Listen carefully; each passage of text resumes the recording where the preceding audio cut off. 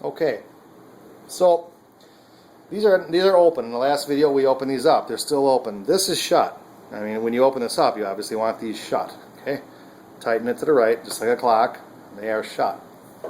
Okay, so I like to do the acetylene first. You know, oxygen is a secondary gas for me. I don't focus on it because it's so easy to adjust. It's just not something I really worry about. Okay, and once you figure this out, you're going to realize what I'm talking about. The acetylene, however, is a big deal.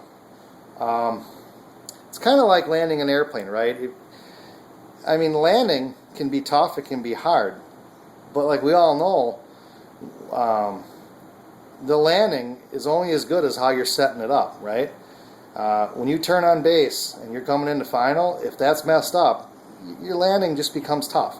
Welding is a lot like that. If we can set these up right, landing the airplane is going to be a breeze, just like welding. Welding will be a breeze, right?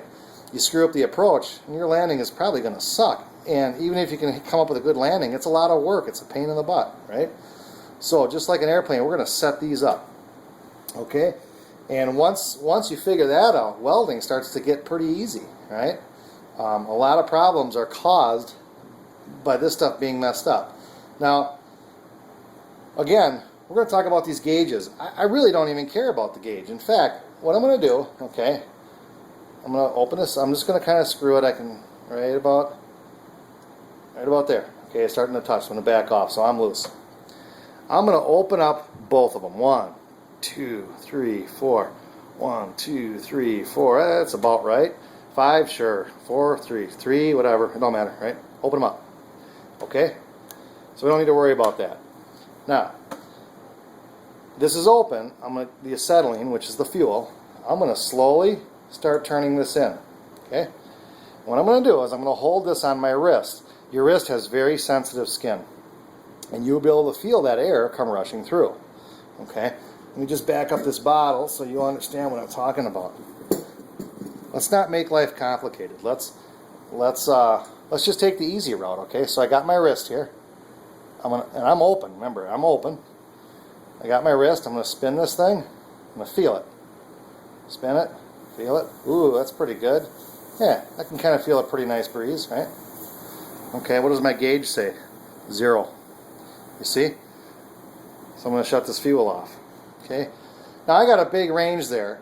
I know that that's fine. Is it okay if it's here? Sure. Here? Sure. We don't care. That's about right. Right about in there. Okay? Again, I'm going to open this up. See? I can feel it. It's kind of a nice rush of air. Okay? Not too heavy. It's about right. Now look at the gauge. See? It kind of bumped up a little bit.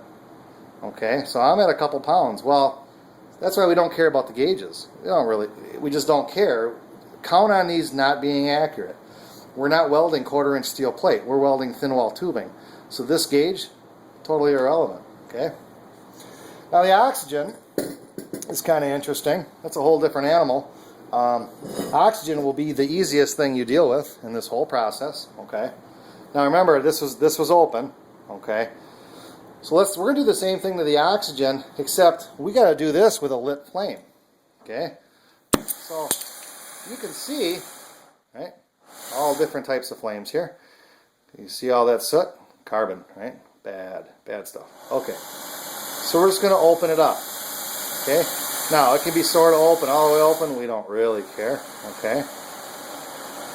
Now, once that's open, and by the way, that's right about there. That's pretty good for welding. We'll get into that later.